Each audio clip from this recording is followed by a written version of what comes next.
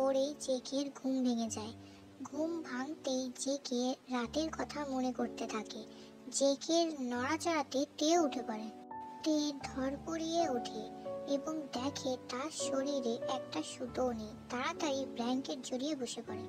তে তে আমি জানি না কি কি হয়েছিল কাল রাতে আমার। প্লিজ তে, আমাকে ক্ষমা করে দাও। আমি কাল রাতে তোমার সাথে। জেকে আরো কিছু বলতেই যাবে তখনই তে তাকে থামিয়ে দিয়ে বলতে শুরু করে। ব্যাস, অনেক বলে ফেলেছ।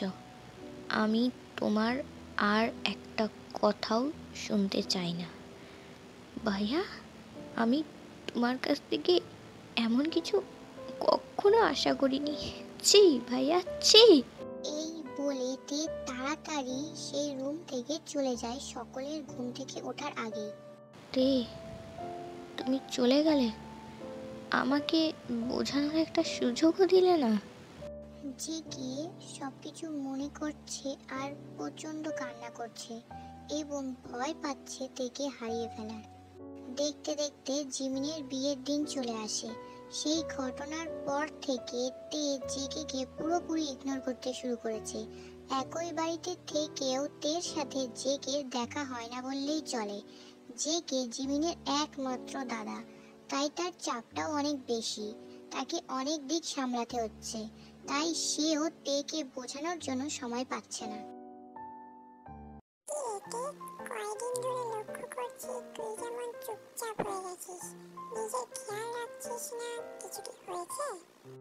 আরে জিমি না, আমার আবার কি হবে? কিচ্ছু হয়নি আসলে। ভাইয়ার কথা খুব মনে পড়ছে। তারা নানা বিষয়ে কথা বলছিল তখনই আমাকে কেউ কি মিস করছিল? দা ভাই, তুমি? আমার বোন কি আমার জন্য মন খারাপ করে বসে আছে? আমিও আছি। জিমিনের কথা শুনে তের সাথে জিমিনকেও হবি হাক করে। আরে ভাইয়া, তুমি কখন এলে? আরে কুকি, কেমন আছিস? হ্যান্ডসাম হয়ে গেছিস, সাথে বিয়ের বয়সটাও হয়ে গেছে। তুমি তাও বুঝলে ভাইয়া, কিন্তু মেয়ে যদি রাজি না হয় তবে বিয়েটা হবে কিভাবে? হবে মানে?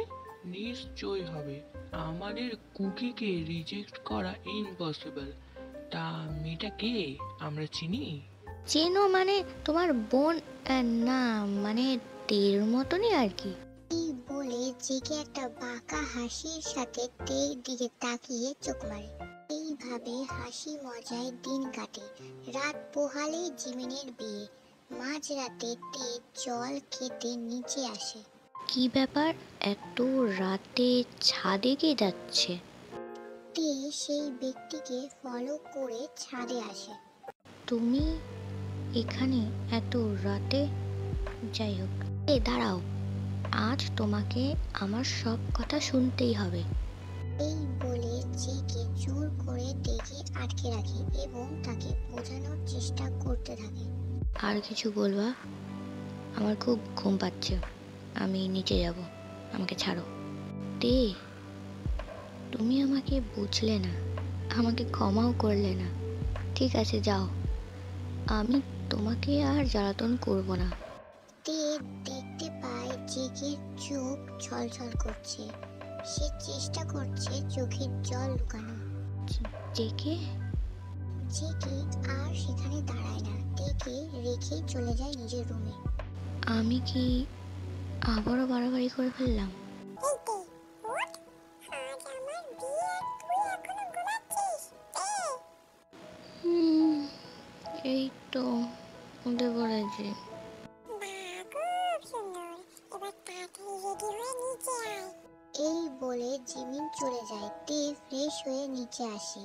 তে সকলের মতো হলুদ রঙের শাড়ি পরেনি, সে সবুজ রঙের জামদানি পরেছে।